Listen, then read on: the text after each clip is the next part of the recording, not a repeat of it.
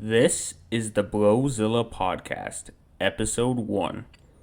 Tonight, we will be covering Godzilla 1954 and the American adaptation, Godzilla King of the Monsters, starring Raymond Burr.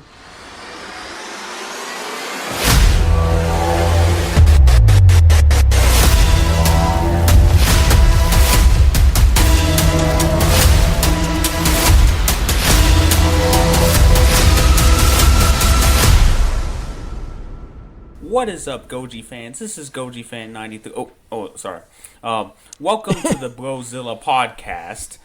I'm here with CreationZilla, also known as Will, and then Tyrant Gojira, also known as Tyler. Sup? And my name is Christian from SonOfSeebo. And that being said, I have one question that I've really been wanting to know the answer for the 20 years of life that I've existed. Why is Red King called Red King? He is not red. I believe the only time he was red was in Ultraman Powered, and that was the only for the male Red King. Yeah, I would agree with that. I think that's what they did. Because, that was an interesting dynamic. They did do the female and the male Red King. But, that's a really good question, though. I don't know why they decided to call him Red King. Or why they decided to model him after a cob of corn. Listen, if I'm not wrong, AJ Tsuburaya, he is passed away already? Yes, I believe so. I think that was a couple years ago, actually. I would, and it's a very sad situation, but I would say we need to get the Ouija board out and we need to figure this out. Because I will not rest until I figure out the answers to this. But either way, I wanted to open up on a little light note.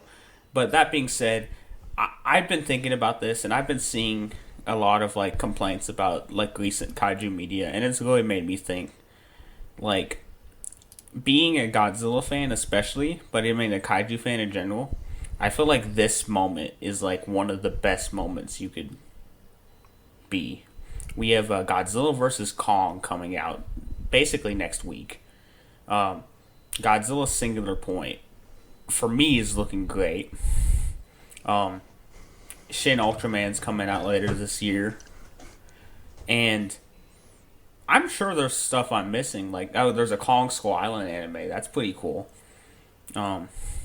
Pacific Rim The Black just came out. I have not watched it yet. I don't know. I'm just listing off things. I feel like people like to find things to complain about, but I'm really thinking, this is, one of the best times to be a kaiju fan. Yeah, it's really interesting how things have turned around, because I would say after 2004 with Final Wars up until 2014, that was kind of a sucky time to grow up as a kaiju fan. You know, we weren't getting any of the Godzillas from Japan, really, and there just wasn't any media, but now here we are. Since about 2013 with the release of Pacific Rim, we have just had... I think we've had some sort of kaiju film every single year since. Yeah. So it's just kind of funny how it went from one of the worst times to be a fan of the franchise to we are living in what could be considered another golden age of monsters. A new kaiju renaissance. Yes. Exactly. Yeah, it's like with the Roaring Twenties and the what do they call it? The Great Depression. It's like that, but the opposite. The Great Depression, the dark times, was 2004 to 2014, and then we suddenly got. Well, maybe that means there's another Great Depression coming around. No. Don't jinx it. Don't. Where's some wood? Knock on wood. All I'm saying is it depends on how Godzilla versus Kong does in the box office, but like literally there's nothing else coming out, so I'm pretty confident that they're gonna make some money. And I get like that not all the theaters are out and all that, but they're definitely making money through HBO Max. I just saw that in the UK, where they don't have HBO Max or the theaters open, they're putting it on rental, like a pay-per-view. Oh, So like, okay. they have, you know, I think Canada's kind of shorted right now, but hopefully they'll announce something soon for them. But Well, and think about how many people just got HBO Max solely to watch Justice League. Their month's not over yet, so I mean, they'll probably be tempted to, even if they didn't get HBO Max to watch Godzilla vs Kong, they'll still probably end up doing it because they've got that subscription for a month. I mean, yeah, for sure. I mean, I feel like the movie will do decent in America because, you know, the virus and all that, people will be more worried. But overseas, I feel like it's going to do tremendous, like, especially with Asian countries. Japan's basically open. Like, they dealt with the COVID situation, and I think they're mostly good right now. Like, they're mostly open. Yeah, China's going to eat that movie up. China loves giant monster movies. They, like, China was actually the biggest point of revenue for both Rampage and The Meg. Oh, really? That that makes sense. I believe that. Yeah, I mean, you can't really like discount a movie's box office until it runs through China, because like China, like I think Godzilla King of the Monsters did really poorly in the States, and then China brought it into profit territories. It still was barely in profit, but with King of the Monsters, the problem was timing. You got all these movies coming out, Detective Pikachu, Avengers. It was sandwiched between every one of them. Yeah, that was very bad timing, and that's why I think there's literally no other movies competing against Godzilla vs Kong. Like the closest thing would be Justice League, but everyone's already watched Justice League who wants to watch it. So like, and it's not a competition. If you get HBO Max, you can watch them both. Also, Justice League is not coming out in the theaters. So if you want to see a movie in the theaters and you have that itch, Godzilla vs Kong is your movie. I mean, I think Godzilla vs Kong is going to be the first movie I've seen in theaters since Sonic came out. Dang, that's quite a little while. But yeah, for me, I can't think of the last time I might have. The last movie I might have seen in theaters might have been Godzilla King of the Monsters, actually. Jeez, you said mine was a long time? Yeah, I was thinking about that. I'm like, oh, you know what? You're kind of... It actually has been a while. Because, I mean, I had chances where I could have seen movies in theaters, but nothing caught me. Nothing had me. And then COVID hit. And I believe, Godzilla vs. Kong was supposed to come out in 2020. There were some other movies I wanted to watch that were going to come out in 2020 that were, that kind of... That was an unfortunate situation, to be sure. Yeah. And it's kind of crazy to believe it's been a year now. But also another thing I was hearing, or I mean, I heard mentioned that I was thinking about today, is that so you would think the overlap between Godzilla and anime fans would be pretty big, but it's not really. And it's kind of interesting that they had the Godzilla anime trilogy, but the general opinion on that isn't too great. I haven't gotten through them, but Godzilla Singular Point seems to be hitting those right anime notes, if that makes sense, to where I think that that might be just as big, if not a bigger opportunity for Godzilla as a whole to get a new audience, because you have a lot of these people who just watch the anime as it comes out, and if the writing comes out, if it's a good show, you might have new Godzilla fans. And I don't know how much y'all have seen. I watched the trailer a couple more times. I'm in love with that opening already. The opening, but there was something I noticed, and I wanted to see if y'all caught it. And I'm sure y'all have. But they mentioned that Anguirus, or I think they call him Anguillus. I don't know, whatever you want to say. Well, I'm going to call him Anguirus. Hey, they say something, something about Anguirus. Maybe Anguirus is not like maybe Genghis is looking directly into the future or the past or something like that. And it's like, Yeah, I did see a clip with something like that. I have no idea where the story's going, and I'm so excited because like they showed us so much action in there in that last trailer. Like the first two trailers were like slowly showing us a little bit.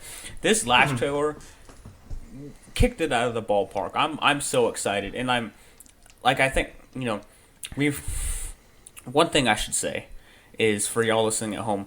We attempted to record this once. There were some major technical difficulties. So this discussion we've kind of already briefly had.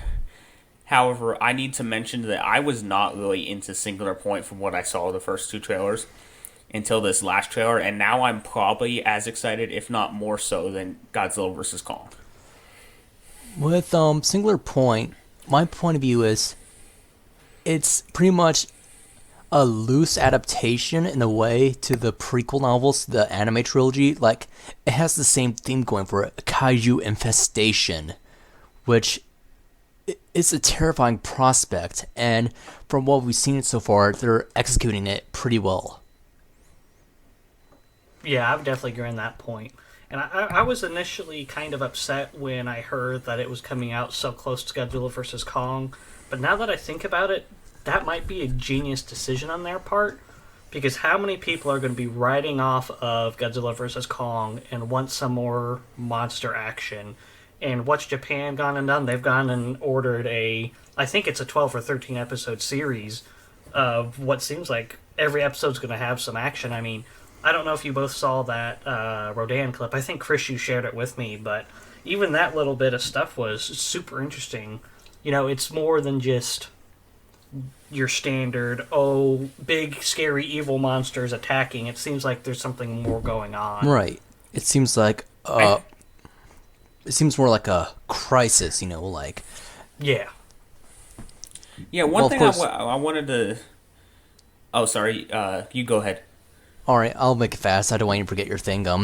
It seems not that a kaiju is a crisis on its own, but it seems like there's something going behind the scenes that we don't know. Like there's some sort of dark, agenda going on.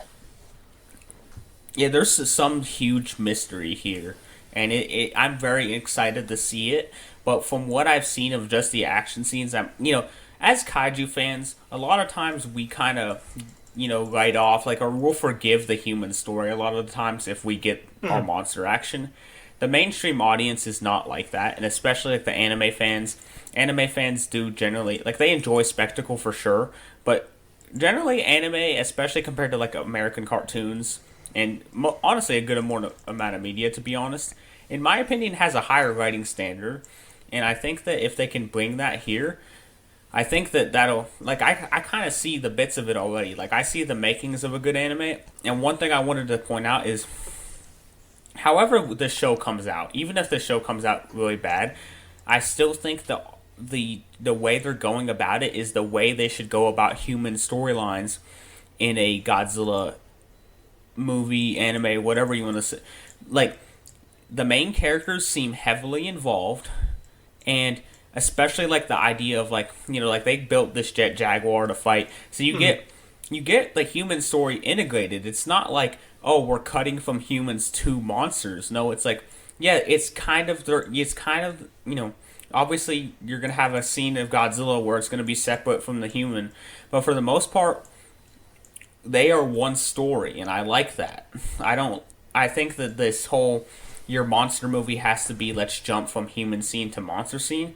I think it's a formula that's been overdone, especially in the Godzilla series, and I think that I really am excited to see how Singular Point does with this. I feel like the only time in Godzilla they've achieved it, besides possibly Singular Point, believe it or not, was the 1998 animated series. Yeah, they definitely had really good human characters.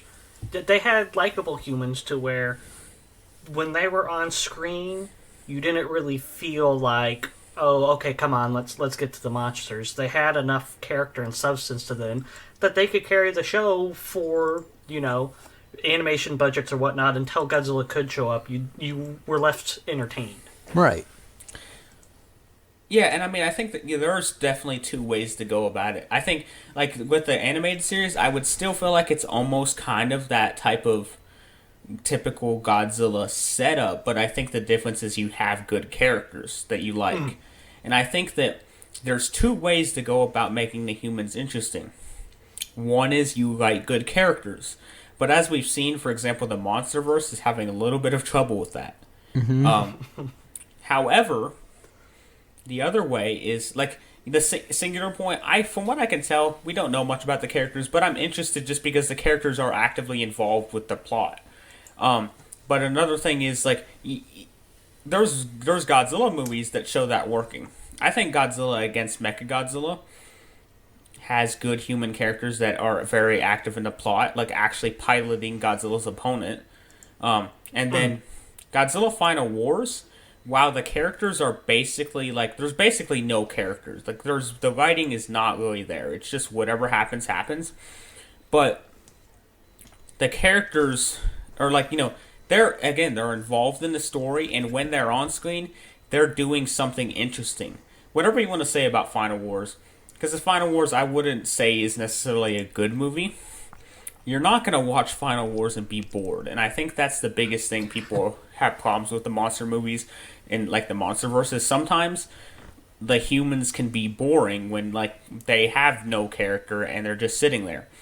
But let's say you throw in, humans piloting a mech or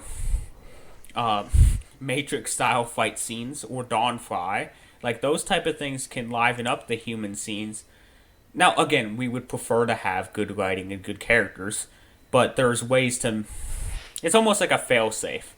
Like now that we see what is happening in the anime with the characters and how involved they actually are, like even if those characters aren't the greatest characters, we'll still be entertained by those scenes, hopefully, because I think I've gotten my point across. Essentially, give your human character something to do besides politics. Yeah, I agree. I'd rather have characters know if they're going to be poorly written, regardless of whatever, at least let them be entertaining. Yeah. I don't want to be stuck with the boring background cast. And, I would kind of agree that is kind of the MonsterVerse's problem. I think the MonsterVerse has a couple of characters here and there that are great, they're written well, but then everybody else is underwhelming, especially compared to those characters that are well done. I think Kong Skull Island probably has the best overall cast of characters. Whether or not they're, written well or not is up in the air, but I was entertained by the human cast the entire time of Kong Skull Island, where that's kind of debatable in the other films. What I would say with Kong Skull Island is I think as much as you're correct, it also points out the problem with the monster versus human writing. Because, okay, so this is a line I have for a video I'm still working on. I need to get done. But the Kong Skull Island retrospective, this line I had written, I felt genius about it. But essentially, I pointed out that despite Kong Skull Island having Samuel L. Jackson, Tom Hiddleston, John C. Reilly, John Goodman, some of the really great actors, even Brie Larson's pretty good in that movie. All these actors, they forget to write for those actors. So Kong Skull Island has an entertaining human characters because these actors stood up to the, they came up to the challenge and they outdid themselves and they did good performances. But I mean, if you really look into it, besides, in my opinion, John C. Reilly, his story, as brief it is pretty touching. I do like that part.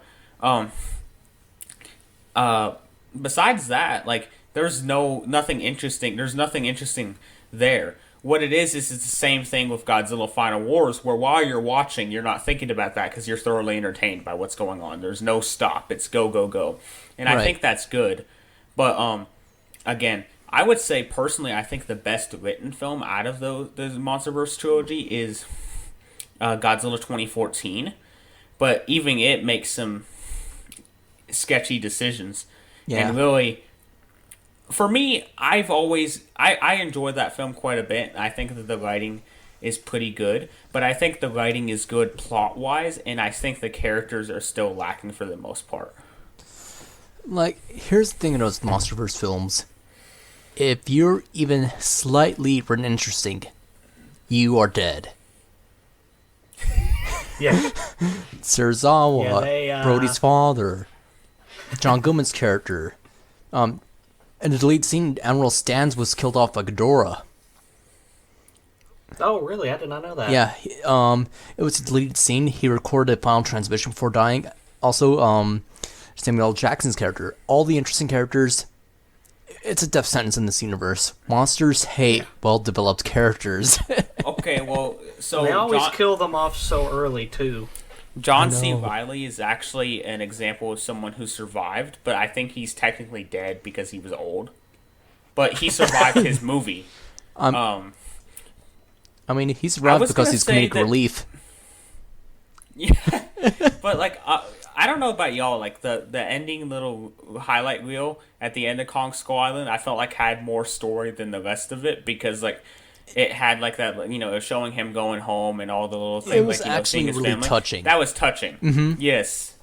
No, I want to point something out though. When I'm saying all of this, I think all the monster scenes in these movies, like not even a few of them, I think almost all of the scenes have good story, if that makes sense, and even good character. Like I think Godzilla, as weird as it is to say, is a good character. I think Kong and Kong Skull Island are good characters. I think it's just that they're the, you know, how it's structured, they are sort of the afterthought. So we look at the actual human characters. Does that make sense? Like I think the writing is good in the monster scenes. I'm seeing what you're saying. Yeah, I agree with that. It's kind of funny thinking that these characters who are gigantic, they can't talk. Some of them can't even really express their emotions very well. Almost act and perform better than these human characters do in these films. Yeah, in a way, like, these monsters are characters. That's something a lot of the general audience forgets. And I think it's because they don't appear as often. People, you know, like Christian said, turns to the human characters to fill in the gaps, and they kind of falter in that aspect. Yeah. Alright, so one thing I'm going to look up real quick now. I should have had this on hand. That's some unprofessionalism by my part. Okay, yes, I found it. So, have y'all guys seen the early reactions for Godzilla vs. Kong? Not reviews, they're not allowed to give details, just the early reactions of the people who got to see the film. I heard they're mostly positive, though it's the same criticism. The human characters falter, but the monster scenes are spectacular. So are we talking like early completed version of the film, or are we going way back a couple of years, like test screening reactions? This is March 21st is when all these tweets come out. And these are all what the film is. It's just like the pre-screenings that, like, I'm sure you heard some people actually did get to see the film early. I don't know who or when, but some of these people tweeted off about it. If y'all don't mind and you're interested, I'm going to read a few of them that are noteworthy, and then we can discuss it briefly. Sure. So this first one. As expected, and probably as it should be, the Titan fights are the best parts of Godzilla vs. Kong. Adam Wingard definitely has the eye to make the most of those moments. Still, don't think they've nailed how to incorporate human characters, but the top-notch ensemble helps. Which, okay, that literally kind of describes exactly what I was talking about with Kong vs. Skull Island and the rest of them, so still same problems it's looking like. Yeah. Yeah, I feel like sometimes, a top-notch cast does not matter if you don't have good characters. Right. You could get the best actors of all time, and they will act in a way that improves the characters better than they were just on the script. But you're kind of wasting the potential of those actors if you're not writing more in-depth characters for them to portray on the screen. Yeah, I think, one, you're really just distracting people from the fact there is no character. And the thing is, I think it can make a movie enjoyable while watching, but a movie will never become, an all-time classic that way. And the second thing is, I mean, like you said, you take a bad character and have a great actor, and they elevate them up to an okay character. I mean, that's kind of the limit they can do. But if you take, like, even like if the characters are written decent, like a decent character, you get a really good actor on that, and that character can become a great character. Right. But if you're starting with like a blank slate, a character with no personality, they can only do so much. Right. Unless they, improv. Right, yeah. Yeah, I don't feel like the MonsterVerse has really provided the foundation for these characters that some actors kind of need and absorb. I mean, some actors in films get these huge booklets of in-depth details of their character, and they can really embody that character. I don't know if any of these actors, maybe aside from Serizawa, really have been able to do anything like that. What do y'all? What is the name of the guy that plays the main male lead in Godzilla King of the Monsters? I forgot his name. Kyle Chandler. No, maybe it might just be that he's a good actor, but I did sympathize for his character in King of the Monsters, and I think that there's enough there that potentially he is in this new movie. He could potentially be a highlight if they push further on that. And I mean, you could also talk about Millie Bobby Brown, but again, it all depends on if they give them stuff to work with.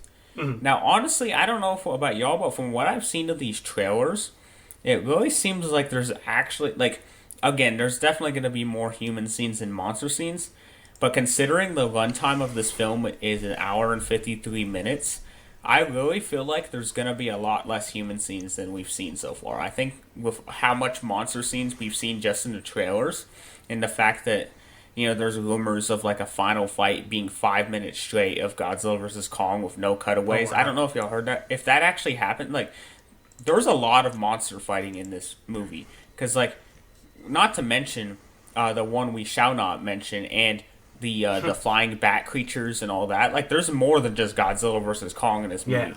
So I really think that the human characters... I think that in this movie of anything, the human characters don't actually matter as much as they would even in the last MonsterVerse movies. I think they just need to get the plot moving along at a quick pace. Yeah. I wonder if they will reference Kyle Chandler's role at all. He's one of the only actors who has ever been in a Godzilla... I think he might be the only actor who has ever been in a Godzilla movie and a King Kong movie that aren't from the same universe. Because he was in Peter Jackson's King Kong. Yeah, that's funny. Yes, I remember seeing that. Do you think? Yeah. I was gonna ask. Do you think he'll be typecast? He just acts in all the American monster movies from now on. Now I don't know. I enjoyed from what I saw of him in King of the Monsters, and I do think that the little brief stuff I saw in the trailer could be interesting, but they also do have quite a big cast in Godzilla vs. Kong, which, again, with this and the early reactions makes me entirely believe none of these characters will have any real depth. Probably the most depth we'll get out of any character was it probably actually Kong. From some of these teasers, Kong knows sign language now. Yeah. And he seemed like... the sadness in his face when he sees, like in that one teaser, when he sees that he's on a fake Skull Island, like, they've really done that well. Like, obviously, I can assume we're all here on the BroZilla podcast rooting for Godzilla. But at the same time, they're doing a really good job of making Kong a sympathetic character. Yeah. Yeah, I will say this. If they weren't going the whole route of Godzilla's kind of gone rogue, gone evil, I would probably be on Team Kong. But the kid in me, knowing that this Godzilla is kind of, at least from the trailers, we're seeing him actually destroy the city and stuff, that I've got to be on his side for that. He's causing mayhem, wanton destruction. I'm with him. Yeah, Will's like, if Godzilla's a good guy, I want Kong to win. But if Godzilla's destroying everything, well, I mean, I gotta root for him now. If Godzilla's acting like Godzilla, then I'm Team Godzilla. If Godzilla's acting like Gamera, then I'm Team Kong. I was just about to say that. At some point we have to have a full podcast on Will breaking down why Godzilla 2014 is just Gamera Guardians of the Universe. Hey. Yes, we should do that at some point, because it is, and if you've never made those connections, watch both films back to You're back. not a real kaiju fan, and you should just revoke your card. Hey, can I copy your homework? I mean, it was a good homework to copy. I mean, yeah. I mean, Yes. Even Roger Ebert loved that movie. Yeah, I remember watching the Roger Ebert tearing down Godzilla 1998. That makes me happy. Either way, I'm gonna run through a couple more of these little things. I'm just gonna read them out. This next guy says, I've seen Godzilla vs. Kong, and it is grade A awesome. The monster brawls are badass and beautiful. Huge fights, all well designed and super gnarly. Solid story. Interesting. Strong cast, really good score. A true midnight monster movie and favorite of the 4 modern Godzilla Kong movies. So here they said there was a solid story and a strong cast. With strong cast, we already knew. Solid story probably means... For me, probably means like around the level of Godzilla 2014. Like it does its job, but it's nothing to write home about. Godzilla vs. Kong is fun, vibrant, action-packed, and energizing. GVK lives up to the heavyweight match it advertised with amazing visual effects and action sequences. This movie is selling a spectacle, and that's exactly what audiences will get. That's all I'm going to read. That's basically what they go over. It's, if I may, with me, monster movies, it's like, if it's good, that's great, but so long as they're entertaining, I'm sold, you know? Like, sometimes you don't want to watch an Emmy Award-winning, like, Oscar-winning performance. Maybe sometimes you just want to watch, something tear another thing apart, or, like, you know what I mean, right? Yeah, I would absolutely agree. I think it's hard to get a monster movie wrong, but I also think it's hard to make a great monster movie, if that makes sense. Yeah. I think it is very easy for you to throw two creatures together and have them duke it out. That's easy. Outside of that, I think that's where some of these films fall apart. Writing a good story. But I'm sold in a monster movie if I get my popcorn fight. Right. Like, making a monster movie, it's easy. Making a good story around that movie isn't. Exactly. Yeah, that's really well said. Yeah, so, like, I mean, sometimes you don't need a story. Sometimes you don't need, we don't need to watch The Godfather or Schindler's List. maybe we want Mike Tyson knocking a guy out in 90 seconds. That's fun. Yeah. And so when you bring that, and then you have, instead of humans, you got giant monsters with destroying the city, that could be pretty entertaining. And the thing is, especially with fights, there's a reason fights are in almost all type of story, because fights are kind of like in our nature. So like fights, now the best fights tell a story within the fights. That's where like stuff like pro wrestling gets its entire, that's how they operate. So if you're really talking about like a great monster movie, so a great monster movie can get away with not even having an amazing, main plot if you have the story told through the actions and the fighting of the monsters. Because, and again, this is something I definitely recommend. I know Tyler watches a little bit, but pro wrestling teaches you a lot about how you can tell a story through the fight with no words. Mm-hmm. And it's if they can pull that off, I think the best Godzilla movies, to be honest, do pull that off.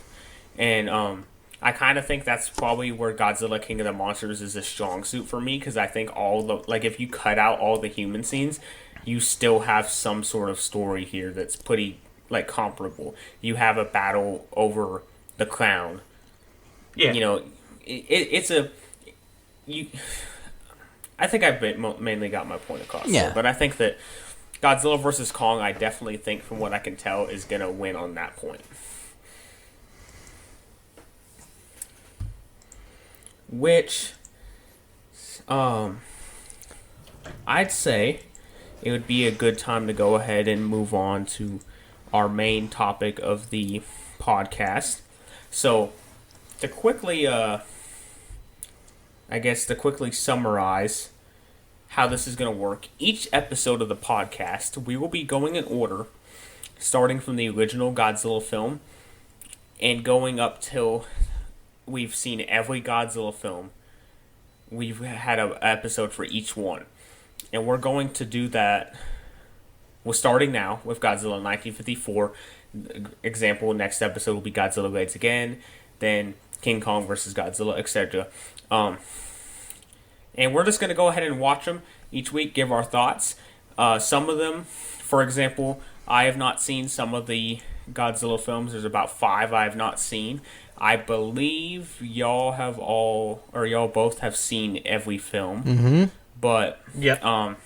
So it'll be, honestly, a few of them will be new experiences for me, but most of it will be us rewatching films that we may have not watched in a minute and kind of giving our, I guess, new thoughts, and as well as, maybe analyzing them a little bit, especially with today's episode. We're going to be going over Godzilla 1954, and as a bonus, we're also going to be covering the Godzilla King of the Monsters adaptation that came out in 1956. And with that being said, does anybody have any opening statements on this film? Can I go first? Yes. Go yes. ahead. Sorry, sound like a student in school. May I use the bathroom? When it comes to the original 1984 film, it's you look at it differently compared to every other monster film, not only in that genre, but every movie in the series. It's not a monster movie in the traditional sense. It's disaster. It's a tragedy. Like, when you usually see monster rampages scene, you just, you get pumped. It's exciting. It's thrilling. You're on the edge of the seat. But here, like, you feel a great sense of dread. Like the way they give. Of course, everyone knows that this film was inspired by not only the Lucky Dragon incident, but the bombs of Hiroshima and Nagasaki. The way they use Godzilla as a metaphor for the atomic bomb, since they experienced it firsthand. It's powerful, like the way they show his rampage, the way they show people suffering. It's practically haunting, really.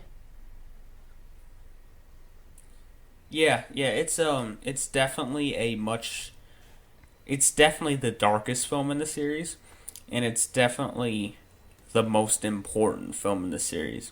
Like, I feel, and it's kind of hard to recommend this to modern audiences, but this is the one film, if I could get everybody to watch and actually, like, not just watch the film, but actually understand and pay attention and understand. I mean, this is the most important film, if that makes sense. This film has the most to say, and whether you enjoy the other films or not, I find it hard to disagree that this film, obviously it started it all, but more than that, I mean, this film was a product of its time that shows a country trying to grapple with the losses and the horrors it had faced. And I think that it greatly succeeds at that. And I believe it's one of the, like, even past kaiju films or anything, it's one of the greatest films I've ever seen. It's like, when you watch this film, like, say watch the rampage scene watch the rampage scene of this film, and then just watch the trailer from Godzilla vs. Kong. It's hard to believe that the series is still going, and the tone has changed so drastically. Mm-hmm. You still get that message, oh, he's a creature lost from time, he's just as much as a victim of the bomb as Japan was, and, these weapons are devastating, don't mess with nature. Like, you get that sense, but you don't get that same feeling of dread and melancholy. Yeah, there's something. This the overall tone of this film, which is definitely it helped by the cinematography. I think the cinematography is very underrated in this film. The score, of course, Akira Ifukube, great score. It's so great that people are still uh, tearing into every new Godzilla film that doesn't feature it. Um, it's all combined into like okay. I think there's one scene that perfectly encapsulates how this film hits you, and I think it's when you have this woman holding her two children like behind an alley, and she like they're scared obviously and they're crying. Godzilla's been rampaging through the city, and I believe she says something along the lines of "Don't worry, don't worry, we'll be with Daddy soon," which is implied that he died in the atomic bombing, and then they're essentially meeting the same fate. And that moment, every time it gets to me, really does like pull at me. And on top of that, I think there's another scene with an actor. I forgot the specific. I believe his brother gets crushed during the village attack scene. And I remember him screaming out for his brother, like, was some of the best acting I've seen, period. And it was just raw emotion. And like with a lot of these old Godzilla films, you see very basic or corny acting, especially like in the Showa era, not counting there's a few exceptions I think, but generally like the acting, it's nothing to write home about. I think seeing how real and raw that felt, I could really feel it felt real, and I think part of it is because these were emotions that people in Japan at that time were really in tune with. The fact that the woman just flat out kind of admitted to her children that they're probably gonna die, it's just like a dagger to the heart, you know. Yeah, there are definitely some moments in this film that make your stomach hurt and your heart sink a little bit. Like the one that always gets me is after Godzilla's attack on Tokyo, when they're in the hospital and the daughter's just screaming and crying. That always makes me want to start crying, honestly. I mean, and like you guys mentioned before, the village attack and then the Will Be with Father Soon, those were two other scenes I'd made notes about, but there's just such emotion in this film that you feel. Part of what really helps bring this movie to life for me is the music. Like, the way it's recorded, like, even the uplifting music, it doesn't feel like right. It feels, ominous, Like, even the music... It's like a calm before the storm. It's like this isn't really, like, it's like... It's almost like you're kind of pushing it to the back of your head. Like, you hear that theme and it's kind of happy, but it's like I think a perfect example is the military theme.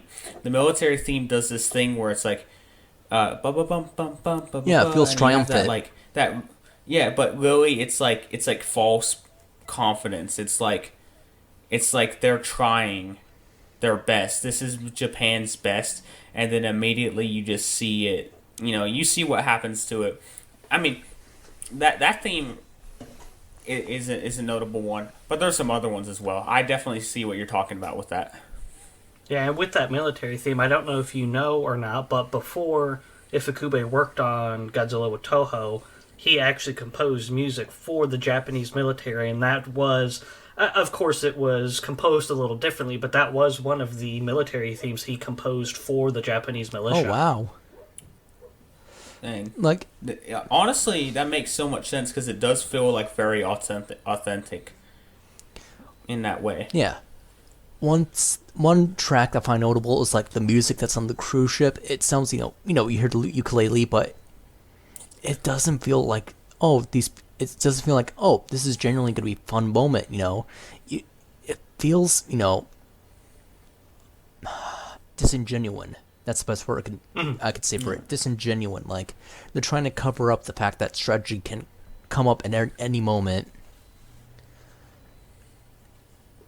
Yeah, for sure. This is, and all of this, we haven't even really talked about the main plot, which I would say, I mean, it's not like there's a lot of competition, let's be honest, but definitely some of the best human characters in any of the Toho Godzilla films. Now, do these characters... I think these characters are not characters in the way of they have very interesting personality traits or that type of thing. I think these characters do a good job of expressing, again, the theme of the film and what's going on. And what it was like at that era of Japan. Particularly... I mean... You even have this little love triangle here. But the love triangle, like, while being an element of the story that's interesting, it does not overstay its welcome. Like, it's so like it's so good about that you don't really like. If when I say that, there's probably some people listening to this being like, was there a love triangle in there? And it's like, yeah, there was, but it made sure not to override the main point of the film. And I think that Dr. Serizawa's character is the crutch in this whole thing. Maybe Dr. Yamane has a very important role as well. But you have Dr. Yamane talking about like the contrast of like nature and you know the innocence of this creature that technically doesn't this creature is as much of a victim as we are. And then in the same contrast you have Dr. Serizawa who's struggling with bringing another world-shattering weapon into the fray. And that's the last thing he wants to do. After experiencing the atomic bombs, this country does not want to create something even worse. Well, I don't recall if he was there when Hiroshima and Nagasaki happened, but I do recall he experienced the Pacific conflict himself. That's how he lost his eye. Gunshot. Oh, okay. So I should say I don't want to mean that he directly experienced it, but like this country as a whole, has been suffering through it. Oh, right. But I see what you're saying. I did not know that. So he was in the military. Is something a detail I missed. Yeah. I don't think I even know that. Why he had an eye patch. I'm not gonna I will lie. admit, he's definitely a character that's grown on me throughout the years. I didn't like Serizawa as a kid, but I'm sure a lot of people didn't because, okay, hang on. Spoiler alert for a film that's almost 70 years old, but, alright, let's give people a second just in case they've not seen it, even though we're reviewing it right now. He kills Godzilla at the end of the film. Of course, he sacrifices himself, but Are you... wait, really? You son of a... I'll strangle you for this. Man. And of course, even as... this wasn't my first Godzilla film, but I still liked Godzilla. Even though, he's killing people, Tokyo and everything, I had a little disdain for Serizawa growing up because he killed Godzilla. But, now that I've grown up and I can appreciate the story for what it is, he really has evolved into one of my favorite characters across the films. Because his story really is as tragic as Godzilla's is. And that's such a cool parallel. He's a very, at first, like an off-putting character. Like, he's very reserved and he doesn't want to deal with anybody. And it kind of seems like at first he's just kind of a jerk. But really, he's like... He's got so much he's dealing with, and then on top of that, like you're talking, I was mentioning the brief love triangle part, but it's kind of that's even tragic in itself. That like the woman that he's supposed to marry, like as much as like you understand her, is it Emiko? You understand Emiko. You also feel bad for Serizawa that this is the person he was supposed to marry. And she doesn't even want to really... It's not that she doesn't want to be around him, but it's like another small detail that even though he never truly like is told about it from what I can tell, I'm sure he understood what was going on, and I think that just adds more to the tragedy. And probably, I don't know, his story in general is rough, and the fact that he wanted to go down with his weapon to the point where he cuts the wire when they pull the wire up. That it hits pretty hard. The end of the movie as a whole. It's kind of I'm kind of at a loss for words right now. But in summary, I mean, there's not much I can detract from this film. You could go with the effects, but the effects were certainly great at the time, and still hold up for me in some ways now. And beyond that, there's not a lot. It's not a film that's extremely long. I wouldn't even say it's hard to get through. I would say, compared to other Godzilla films, it's not very rewatchable.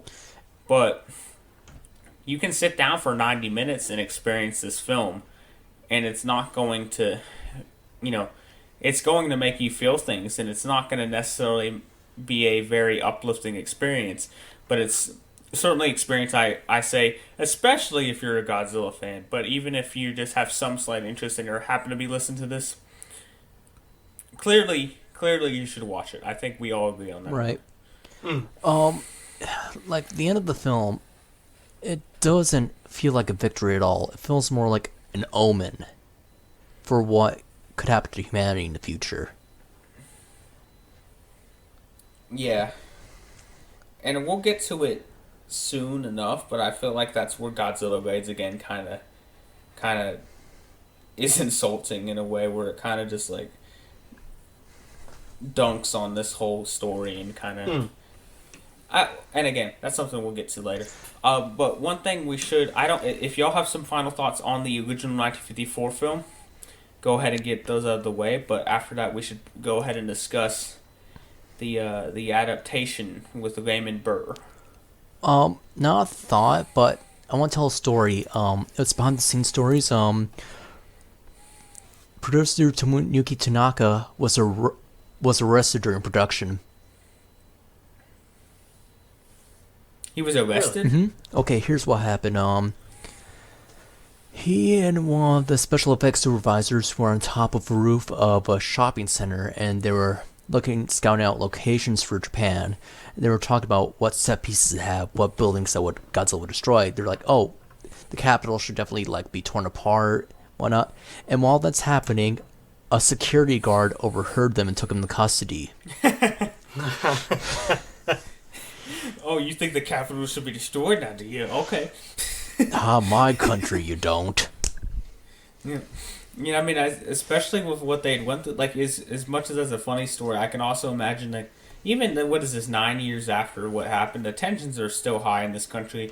And let's be honest, at this point, especially before the World War ended, this country was not a very good country, for lack of a better term. It wasn't. They had it was dark times for Japan. Right.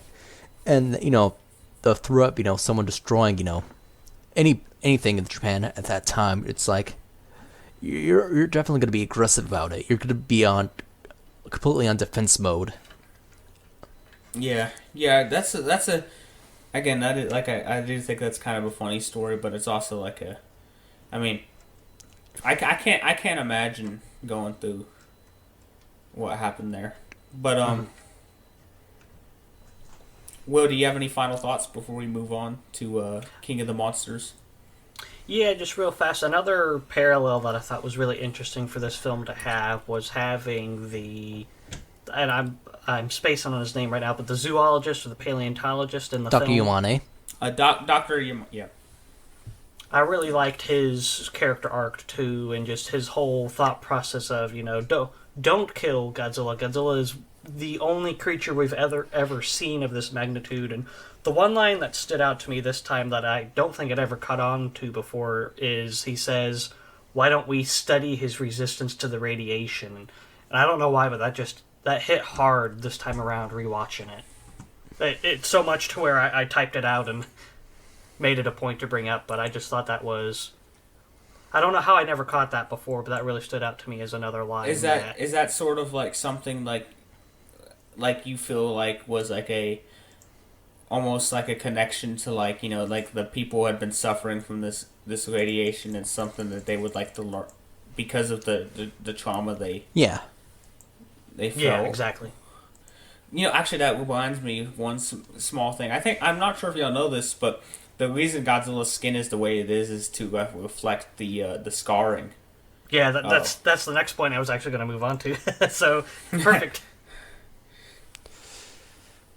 Well, Yeah, that definitely was an interesting aspect of its design. And then the only other thing I'll say for this is I don't know if you guys have seen Hail to the King or not, the documentary that Kyle Yount did, but they touch on the pack. They did some interviews with some of the people involved with this, and they said there's a scene during Tokyo's destruction to where Godzilla destroys a movie theater, and it was said in the documentary that some of the people watching the movie were actually in that theater watching the film, and they ran out of the theater in fear because of how realistic it was back then.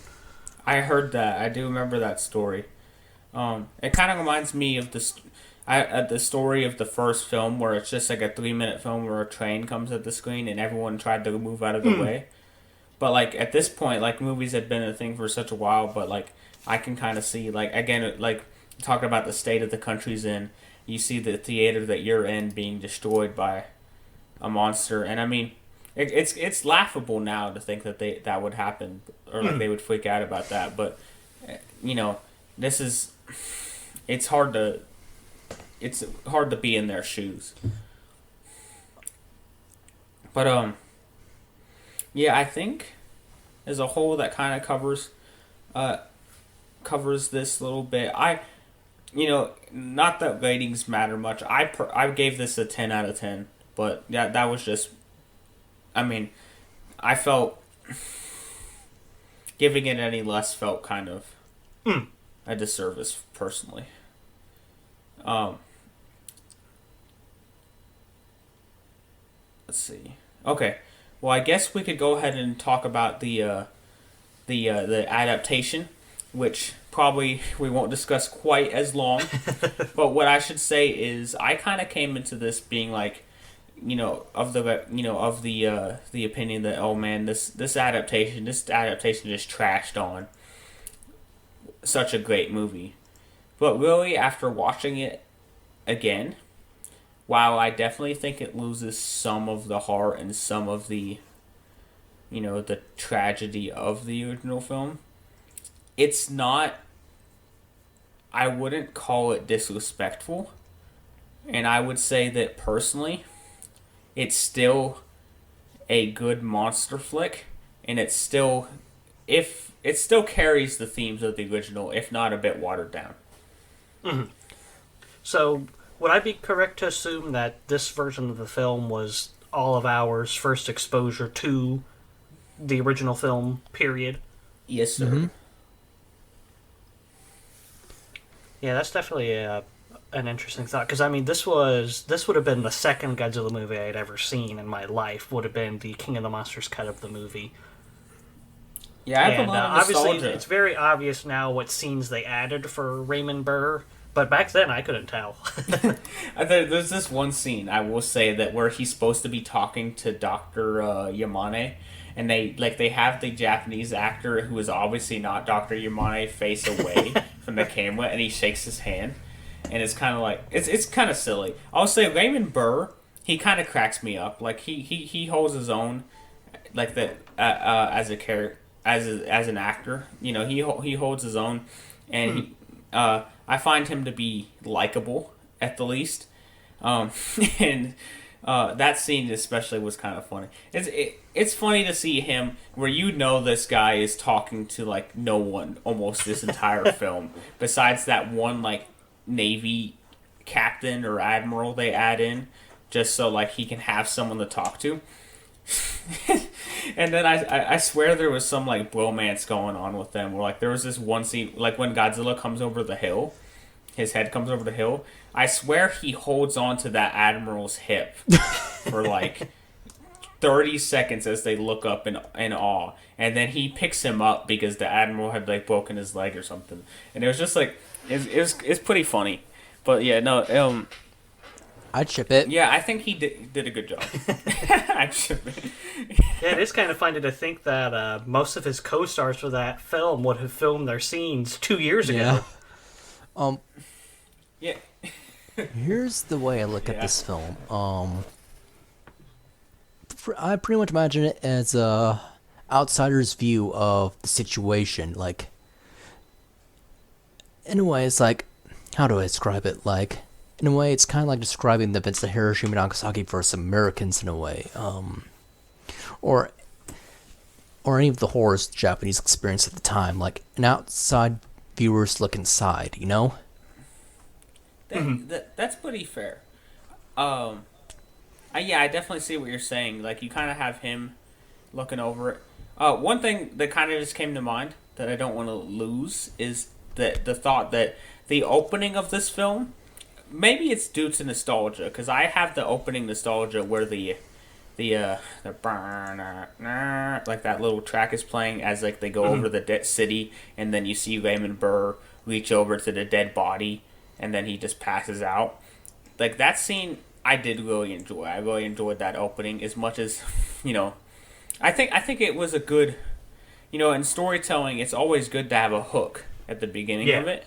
And I think if there's anything that I would say is sort of an improvement, and I kind of, it hurts to say it, I would say that's probably an improvement on the original. Just because it kind of gives you, like, so, okay, something destroyed that city and did that, and what is it? Yeah. And I do think the original kind of has enough of a hook as its own at the time. Like, you have, like, just the stomps and the roar, like, is enough to kind of tell you something's not going right here. But I do really love that opening with the King of the Monsters version. I'm inclined to agree. Yeah, that was a note I had made as well, that I almost prefer that opening. And, thinking about it from the American perspective, you had King Kong in 1933 to where, he went on a bit of a rampage in New York, but New York was still standing at the end of the day. And then you had the Beast from 20,000 Fathoms to where, he destroyed the theme park or whatnot. And starting out this film with the destruction of an entire city, I think is a fantastic way of, okay, now what did this? I want to know what did this. You could almost say it looks like an atomic bomb was dropped on that city. Which I say that kind of jokingly, but also I believe that was definitely the implication. Oh yeah, absolutely. What was it? One thing. Okay, so yes. So now that we covered it all. We're all in 100% agreement. The Godzilla King of the Monsters American adaptation is far superior to the original 1954 version. Burn the heretic. No, but I'd say, I think it's a reasonable adaptation. I understand. Obviously, I would not recommend anyone nowadays to watch that first. But it's certainly something worth checking out if you want a different look on the film. And I think that, it's actually shorter too. So, yeah. Which, again, is part of the problem. But also, it kind of gives you, it's almost like a, how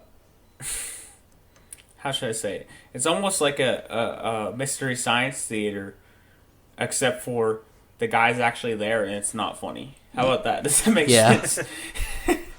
It's kind of like it's a commentary. It's like a commentary when you hear like someone, like you watch a commentary on like a show, like or something like that, like where they summarize the show and then analyze it. Yeah, pretty much. It's kind of like it's kind of like watching that. That kind of goes back to when you haven't watched a show. That kind of goes back to what I said earlier about, an outsider's view. Like, it's pretty much him telling the world about what happened.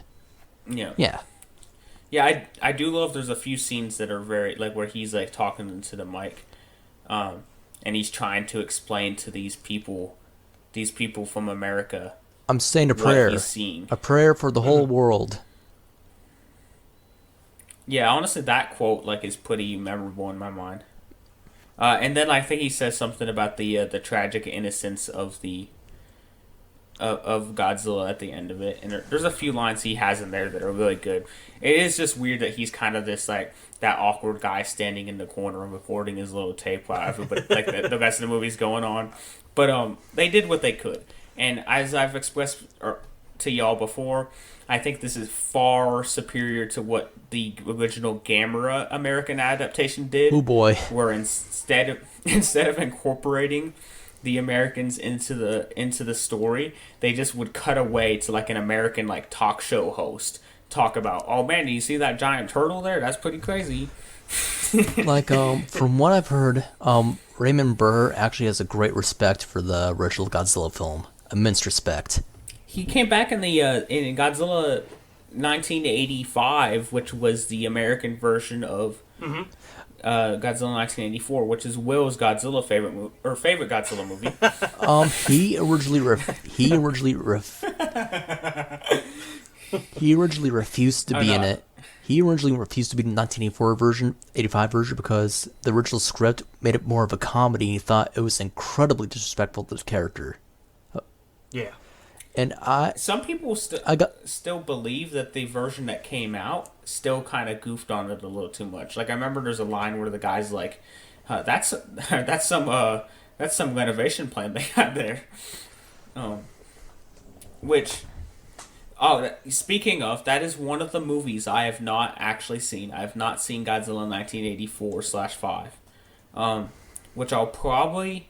I don't know if I want to watch both versions, but when we get to it, I guess I might go ahead and watch both versions so we can do a similar thing as we did here. If I can find both versions, because I know they're not going to be quite as easy to find. I don't know. I might be sick for that episode. If you're going to watch it, bring a can of Dr. Pepper with you, okay? Yes. Hey, for those at home, it's Godzilla 1984 is not actually Will's favorite Godzilla movie. It is, in fact, quite the opposite. Really? Just so you can get the humor.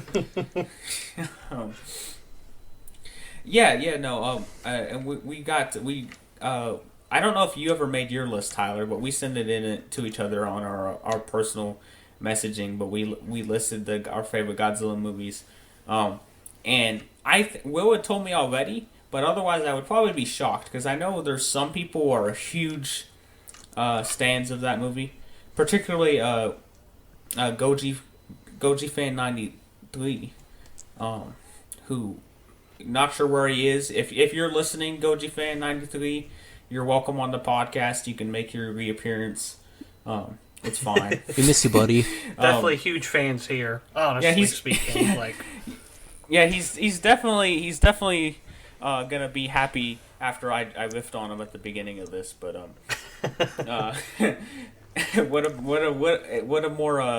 what's a more fitting way to open in this podcast? Riffing on D-Man 1954. Yes, probably. I was watching a video of his today. Either way, that's a random thought. Any final thoughts on the Raymond Burr Godzilla King of the Monsters 1956 film? It's starring I could be Raymond mistaken on this, but did they? It was something that always confused me growing up when I learned that there was a Japanese cut.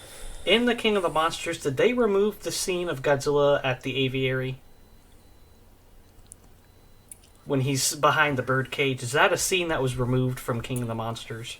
I think it is. Now that you say that, I think it is. Yeah. I would love to know the reasoning behind that. Because, I mean, I understand some of the things they removed. Obviously, tensions are high. You don't... they viewed the film as propaganda here. You don't exactly want to incorporate all of the atomic bomb stuff, but that's... Because I remember seeing the case at a Barnes & Noble or whatever for the 54 version and seeing that and going, I've never seen that. What is that? I know why.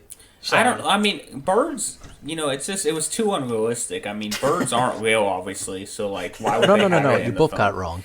The birds were in the way of the shot.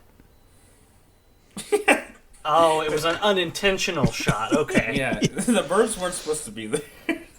They were correcting it. I see, I understand. Yeah, I mean, listen, we've established the Raymond Burr cut. It's like the Snyder cut of Justice League. It's a much superior version of the film. It's like the anti-Snyder cut. Okay. My final thought, it's better than Cauzilla, that's for sure. Yep. And I think we have one more segment to do on the show. Briefly describe it. This is going to be a segment called Pitch Meeting. It's going to be one, but most likely non-kaiju related pitch, where one or two of us is going to pitch to someone who has not played a particular series or done a particular thing, watch a particular movie. So, that being said, me and Tyler are both pretty huge. I would say, I'm not sure how huge of a fan you consider yourself, Tyler, but I'm definitely in love with Metal Gear Rising: Revengeance. Yeah, baby. Might be one of my favorite. Yeah, whether I think that the internet definitely had its fun with it, but I think that it's a game that I don't. Tyler, have you played any of the other Metal Gear games? I have not, unfortunately, but I know the backstory, with the Patriots and whatnot. Yeah. But for me, it's the same. I know a rough idea of what happened in the other ones, but this was my first game. As I like character action and 3D action games, or whatever you want to call them, hack and slashers. Yeah. That's probably my favorite genre of video games. This game definitely filled that itch by a long shot. And so we're going to go ahead, and as spoiler-free as possible, we're going to explain to Will why he should play Metal Gear Rising: Revengeance. You want to go first? Alrighty. And I guess I could preface real fast. I don't really have any experience with Metal Gear at all. It's kind of a series I've avoided because I've heard it was a more stealth-oriented. I'm not a big fan of stealth games. I think I played about 30 minutes of Metal Gear Solid 5 Phantom Pain or something like that, and then I think I turned off my PlayStation and went to bed. So that's kind of my experience. Well, and I played a little bit of the original for the Super Nintendo. And what's interesting is I've heard Metal Gear Solid Phantom Pain is one of the greatest, at least the gameplay-wise, is one of the greatest stealth games of all time. So that really shows that, and I'm not a big stealth person either. But what I'll start with is, in Metal Gear Rising, there is stealth, but it's very optional. Which means that and the stealth is, I don't know, have you played a Spider-Man PS4? Yep. Yeah, I have. Okay. It's pretty similar to that, I would almost say, except for in Spider-Man PS4, you can fight, but you're not as tanked out, I guess you would say. In this, if you know the combat system, when you get caught, it really doesn't matter, which for some people is a downside, but for someone like we're discussing are not big fans of stealth, you can go in and you'll go get those like in Spider-Man PS4, it's a good example where you have the stealth kills where you jump down and knock them out.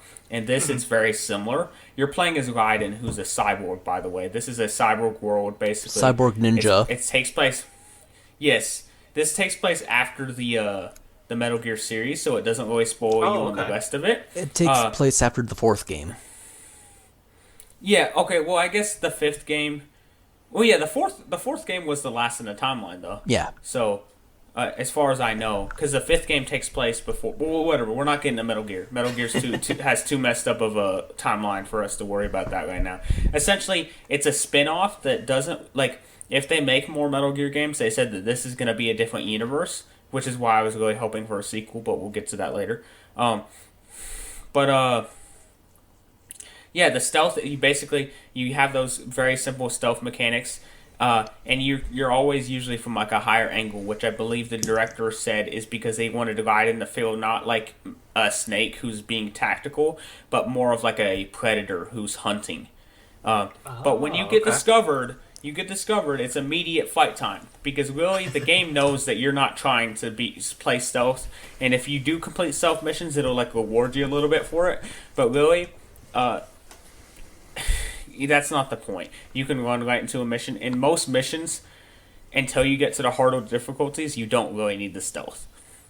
So that's my first point, is what I'll bring up, just based on your personal preferences on why you should play. Okay, my point. The game is very political, but in a way, it's not you got to pick one side. But it's more of an eye-opener, really. You're main politics behind it, it's the reason why we fight wars. And when you look at it, you're Oh, damn, I never thought of it that way. But at the same time, the game does not take itself that seriously. Yes, that's true. It's kind of like there are some moments that are very like relevant and very like the type of shock you get when you find yourself somewhat agreeing with what the main villain says in some of his things is interesting, but at the same time, and I don't want to go into it because I want to leave you as unspoiled as possible for this. Sure. Because Tyler, if Tyler will know, if you come into this unspoiled, it'll definitely catch you off guard, who it is. But he's a very interesting character in both a very goofy way, like Tyler said, it doesn't take itself too seriously. Like don't expect your physics to be fairly realistic in this game. We'll say that. If you have any questions on why or how something works, just remember they're cyborgs, and that's your answer. But that being said, the cutscenes are very fun. There's a lot of goofy moments, but there is some decent like political commentary, which the Metal Gear series, as far as I know, is known for. So it's kind of keeping in tradition in that way. But also, the next thing I'm going to add on is probably one of the best boss like casts and boss fights lineups in general, like in any game. Like you have so many memorable boss fights mechanically and Personality wise. you know they. Yes. And then on top of that, even further, the themes, the music. Oh my god, the music. It's peak video game music. Like, here's the funny thing about the composer for this game. Guess what he worked on prior to this? Guess. I'm assuming something very not similar at all to Metal Gear. Maybe a children's game or show or something He like worked that? on 2 sci-fi original films, SS Doom Trooper and Boa vs. Python. I did not know that. That's funny. I mean, okay, you go from like not even a B grade movie, a C grade movie, to this. You would never guess, and it's just so. Like, if you're gonna have like, let me just say, any one of these main boss themes are good enough to be a final boss theme. Oh, wow. Yes. Yes, Well, yes. The music definitely makes a game for me, so that's definitely intriguing. By the way, Tyler, I don't know if you've heard there's a couple themes that play. They're not even boss themes. They just play during certain moments in the story during you're fighting the enemies. And like the one of them I found was Dark Skies that I had sent you earlier. That's my favorite. I love that theme. It's my favorite. It's not even a boss theme. It's my favorite of the casual combat themes. Yes, for sure. So one thing this is, I guess, this is not a spoiler as much as it's kind of just to illustrate our point further. I'm not going to tell you about any of the boss fights specifically, but what I should tell you is how the bosses, they're kind of like in stages. There's like, boss fights, in stages in video games isn't revolutionary, but when you fight the boss at first, you get your opening music cue, you get whatever cutscene that's building it up, you're getting hyped. In general, the genre is heavy electric metal rock, something like that. Like it's the type of thing where people write it off sometimes because it sounds very over the top and cheesy, but it fits the game so well. It's so in line with like the cyborgs, ninja, like crazy stuff. And then you get this music going, and you're playing, and it times so well with all the things all the fighting. You're getting into it. Then the next stage, you'll have some sort of break or something that breaks up the stage, and then you're fighting again, and it's getting even more hype. But finally, once the climax of the fight comes, that's when the vocals kick in, and they always kick in at the right time. That like you get like you got the goosebumps, the chills are going, and you're in the zone. Like it complements the gameplay so much. And there's a few specific moments I'm thinking of, particularly an opening moment. I'll just go ahead and just for Tyler, I think Tyler knows what I'm talking about. Yes, I do. But the Rules of Nature moment is so good, and I would like you to be able to play this unspoiled because I feel like almost everybody's been spoiled by memes from it. but I've watched like I think probably 10 or 20, well maybe 20 is exaggerated. I've watched a lot of people on YouTube just to see their reaction to that moment. And the moment is almost always a big giddy smile and a oh my god. And then and that's all I'm gonna say on that part. The music's great and the bosses are great. That's the 100% the strong suits of this game. And then just some other things. So I think really the only thing I know about this game, well, actually, I don't even know if this is even from this game. Is this game where the huge jacked dude with the glasses and the suit comes from? Is he from this game? Yes, but he's a character I'm trying not to talk to you too much about. Okay. You've probably seen some memes from him.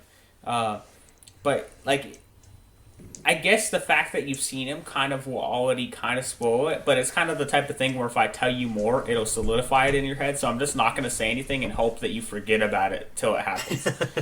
Okay. Okay. One thing I want to point out that's a pop plus, in my opinion.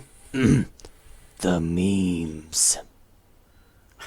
No, like outside the game, they're enjoyable, but the memes are a big plot point in game. Huh. Yeah, but every time they say memes, like, if you take it out of context, it's so fucking funny. Exactly. You're just... Because it's like they'll say something and it makes sense. Because, you know, memes just means, like, something that spreads, like an idea that spreads. That's a technical definition of what a meme is in real life. So, like, a meme is, like, literally could be, like, religion, for example. But, I think that's accurate. But it's a thought process. It's an idea.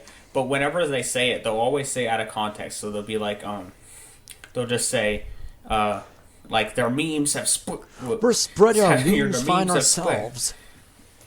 Yeah, and it's like, or it's like, your memes. Like, And those are real lines from the game. But it's like, it's really, like I said, it takes itself, like, or Tyler mentioned, it doesn't take itself too seriously, but also it does have something to say at the same time. One thing I should mention is all of Raiden's lines are great just because he always talks in that voice. That's his voice. It's like that raspy anime, like, edgy voice. You've seen what Raiden looks like. He has the white hair and, like, the he's a cyborg and... Yeah, I think I know what it wait, looks before we like. go any further, Raiden for Smash. Right? Yeah, he was in a PlayStation All Stars, which I know was a pretty rough game. It's but not the that's same, closest damn we've it. gotten. It's not the same. It's like... Yeah, but... Oh, go ahead. No, you go ahead. Like, this game is the very definition of a cult game. It's like, it's not a game that's very popular, but there's a, community behind it. Think of it like a cult movie, like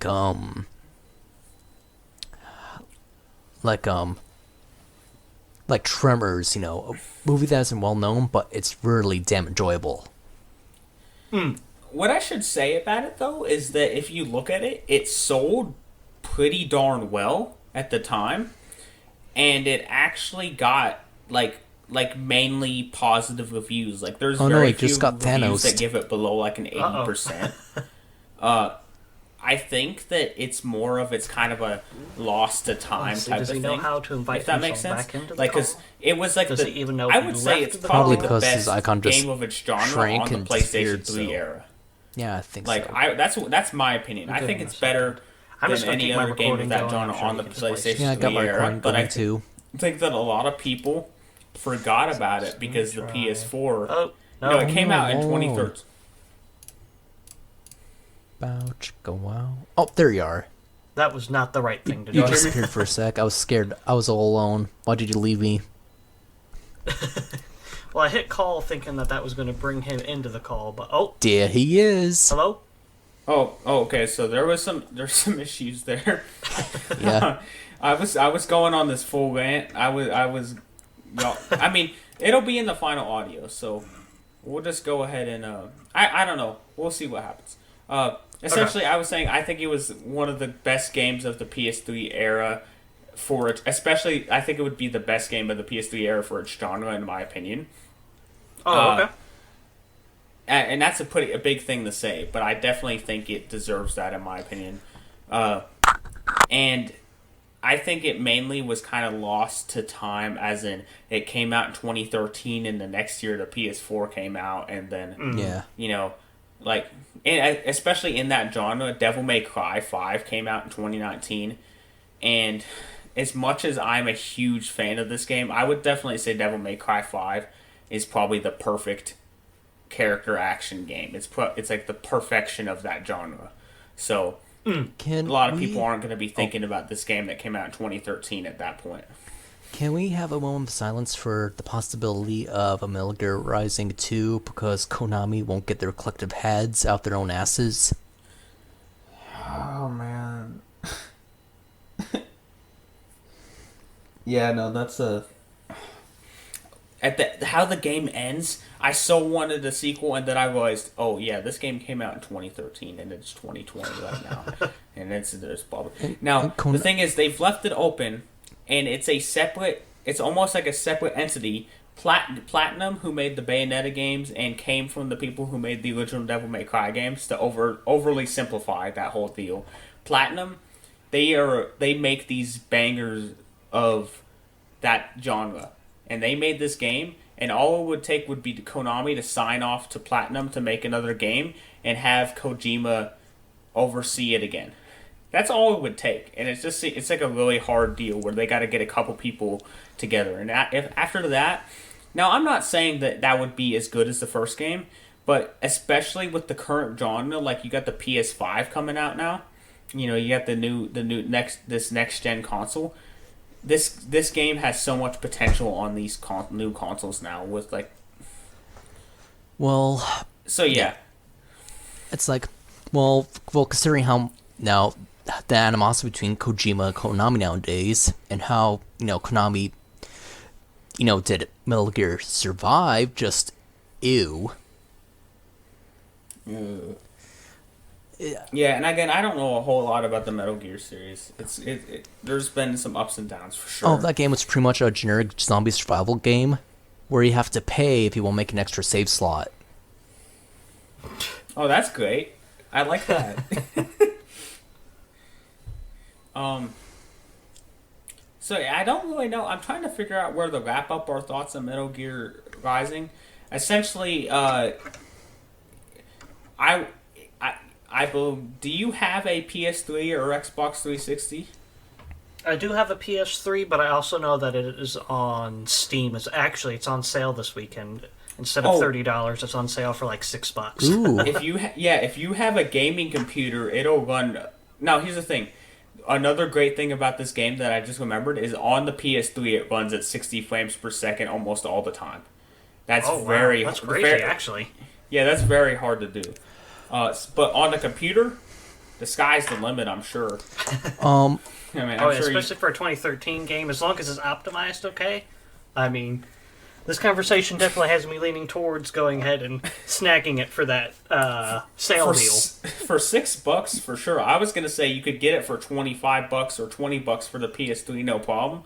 But if you can get it for $6 on a computer that's going to run it even better, there's no reason not to. You're in for an experience. Now, granted, this is not we're talking about Monster Hunter. This is not that type of experience. This is a 8-hour. You're gonna, if you could probably play it in one day if you really wanted to. Yeah. Do I suggest it? I'm not sure. It depends if you got the time. But it's an experience, is what I should say. I'd say about 16 hours for me. I'm typically slow with games. One thing I want to point out with this game is, since you get the Steam version, there are mods. And if I recall correctly, there's a Pepsi Man mod for it. Yeah. I kid you not, someone made a whole modded version just called Pepsi Man 2. That's great. I actually think I've seen that before. Yeah. Hey, real quick, last thought on Metal Gear Rising. Will, for sure, play that tutorial a couple times and make sure you know how to actually parry. Because that will help you so much. That'll save your life. I got to the Blade Wolf fight, and I got stuck so bad on that. Like, I played that like 20 times, because the game's kind of easy at the beginning, and then it finally drops like the first semi-boss in like the second mission, and if you don't know how to parry, you're gonna have a bad time. And I actually saw someone who I was watching the playthrough of who somehow skirted past that one by just trying to run and dodge, because there's no go dodge mechanic. It's all about parrying. It's all about being the aggressor and parrying. Okay. So this person was trying to like do the running around in circles, and he somehow got through that fight.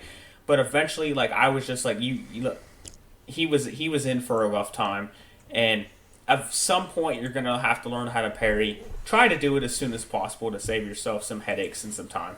Especially with the monsoon boss fight. Oh yeah, I don't know how you get to the monsoon boss fight if you don't know how to parry. Yep. For me, my most satisfying moment in this game is I played hard mode Jetstream's Jam for the first time playing on hard mode, and because I had mastered the parry so well, and I got a no hit run on him on my first hard mode try against him. Ooh. That was so satisfying. Oh wow. Yeah, no, and just not to go in detail, Jetstream Sam is a very attractive man, and he is my favorite. But he is also, on the first time you play him, he's gonna be a pretty hard boss fight. I remember I played him. I didn't have any bonus health packs the first time I played him, so I had basically the normal amount of health, and I played against him like 30 times. So I think by the time I got to hard mode, I had health packs in store, and I had memorized his attack pattern, because he had, like I said, he didn't hit me once in that fight, because I was so like, it's like, for me, I've noticed the bosses that I'm horrible at first, I play so many times that I get really good at them.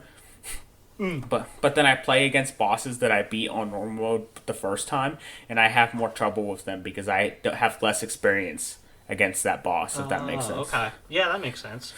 Either way, Metal Gear Rising, you should stream it.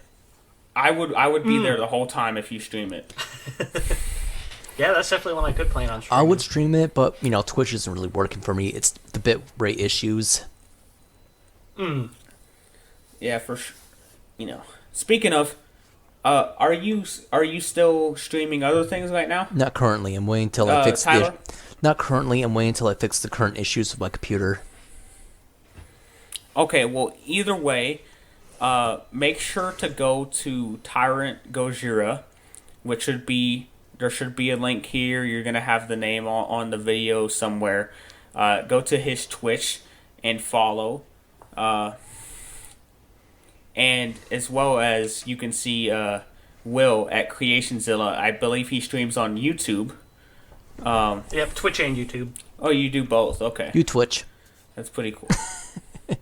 And then I do not stream, but you're likely watching this on the SonOfSeebo YouTube channel. If not, go to that YouTube channel. I put out videos when I feel like it. But no, just kidding. I'm working hard on some videos. It's just that life's a little busy right now. But that being said, I think we're gonna go ahead and wrap it up here, boys. I know it's a little sudden, but we are definitely way over the time frame we were looking for. It happens. But that being said, I think an hour and a half podcast isn't a bad run time at all. No, hell no. Nope, not at all. Now, I know I tried to plug y'all guys' things, but if you have anything else to put in there before we get we go ahead and wrap it up, now's the time. Yeah, I'd say that's pretty much it for me. I've got my YouTube and I've got my Twitch, and then Creations on Facebook if you want updates for either of those. Drink your Ovaltine.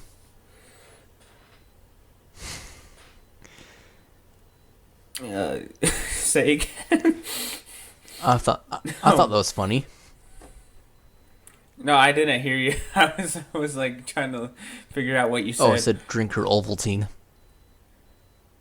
Okay. Chris's story, Oh, no, I'm... See, another film I've never seen. All right. Well, All right, guys. Well, this was the BroZilla podcast where we don't do news. We just talk entertainment. So share and subscribe. till next time. And we'll see you guys next year in 1955.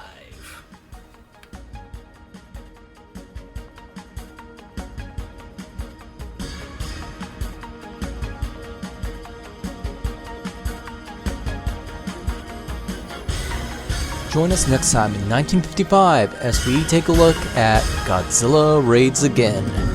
Until then.